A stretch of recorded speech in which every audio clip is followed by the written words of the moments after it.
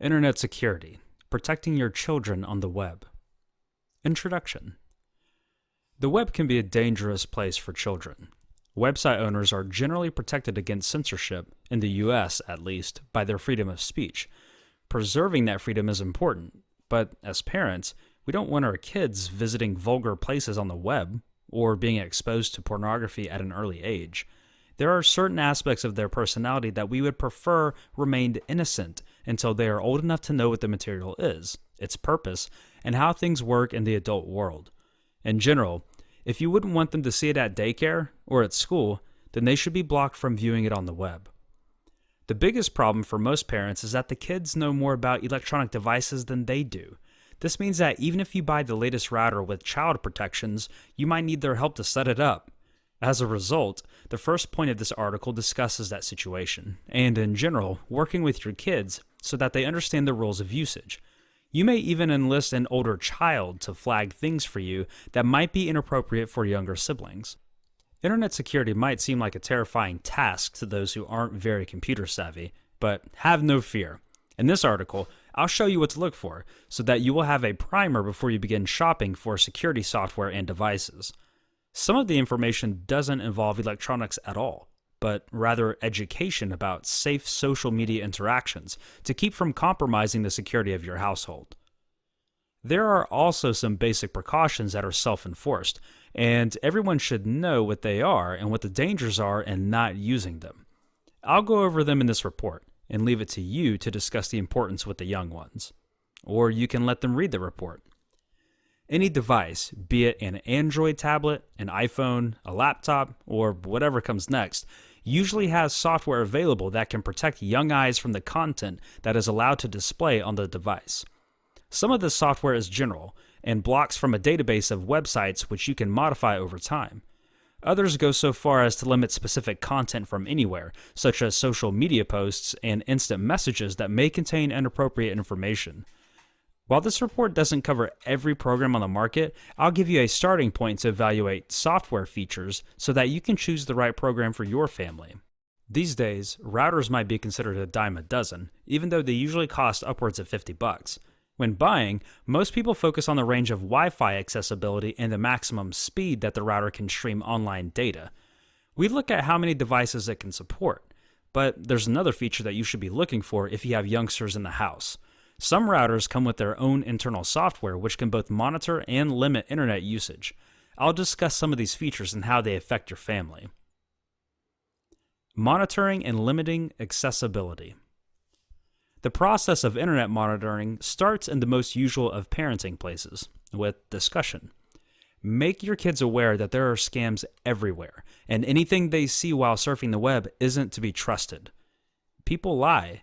They doctor pictures, and they put information out there that is blatantly wrong. Help them to find sites and games that are age appropriate, and monitor the time they spend on the internet, whether on their tablet or phone or whatever.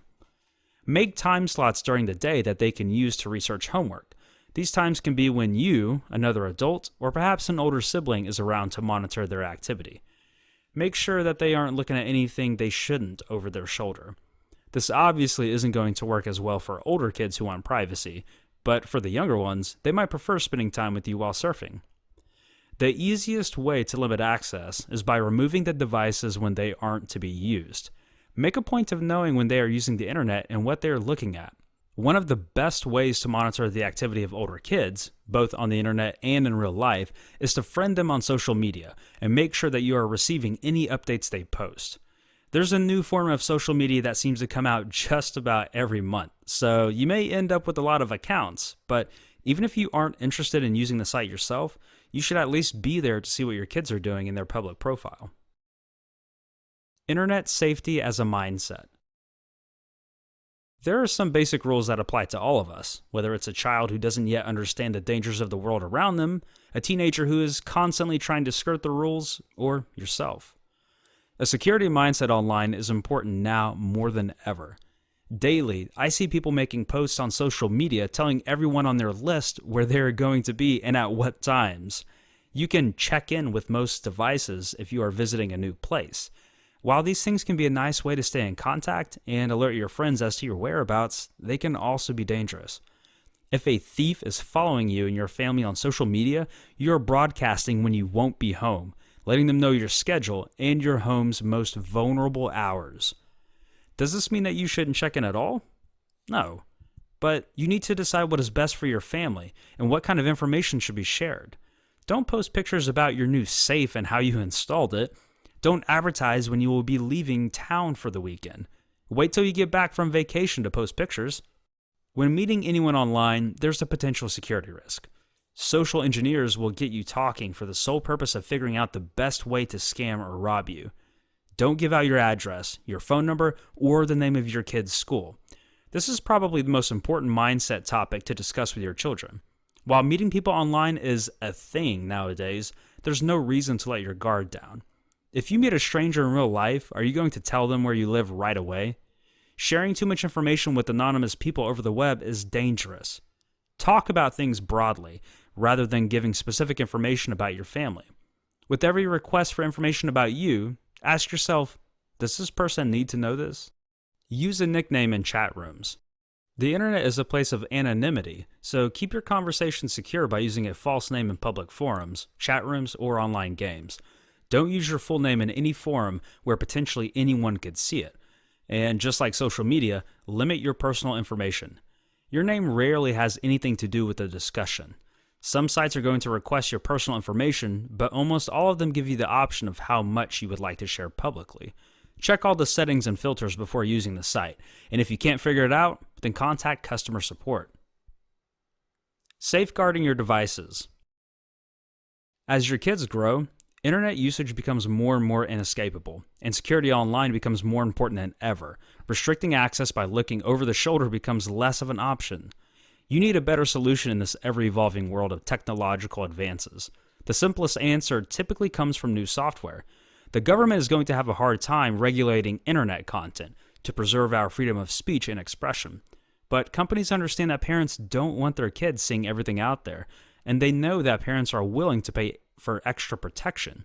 So there's a bunch of products on the market that do exactly that. A website can only do so much. Many websites with adult material will have a pop-up when the user visits them, prompting you to enter your age. While this provides a warning that the material therein is meant for adults, in the real world, it does very little to actually restrict access. Let's face it, without threatening your privacy by making you prove your age via credit card or social security number, there really isn't any way for a website to truly restrict access to their site. The internet is a very public place and strikes a balance between privacy for you and a website's ability to say and show what they want. While the blocks are ineffective, the warnings are of use to certain tracking software that can recognize the phrase adult content and update their filters to restrict access. The next step is software that you can install on your PC, your tablet, or the kid's phone that will limit their access to content. These programs come in a number of different flavors. Some of them are simple database-driven programs that stop your browser from pulling data from sites that are blacklisted. Not only are these ineffective at staying up to date with new websites, they do very little to filter content from sites that are approved, and some of them are easy to bypass for a resourceful teenager. Better software programs like NetNanny cost money. These costs can be in the form of a license for each device or a monthly charge. While you might not like the idea of opening your wallet, it's important for the best software to keep up with new trends, develop better features, and give you full support and easy access. Programmers aren't cheap to hire, so if you want the best, you have to pay for it. When looking for a piece of software, don't lazily purchase the first one that you see. All of these programs have different features, different ease of use, and different update features. If you aren't tech savvy, then you should also read reviews about how good their customer service is in case you have problems setting up the filters.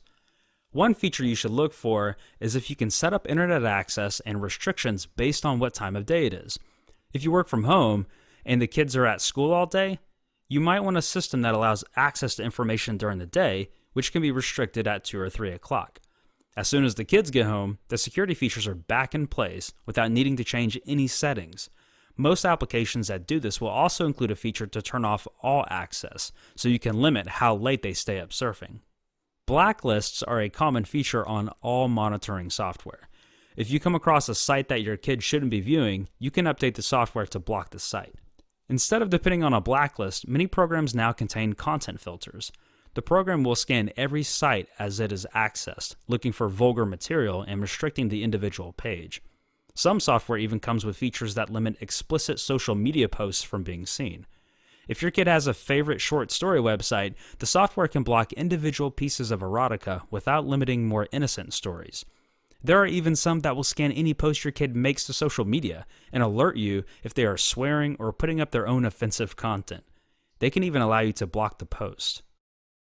Monitoring comes standard with most of the better software, giving you access to how much your kids are using the internet, what kind of stuff they are looking at, and what they're up to. Obviously, you'll want to decide how much should be private for them and how much you want to see.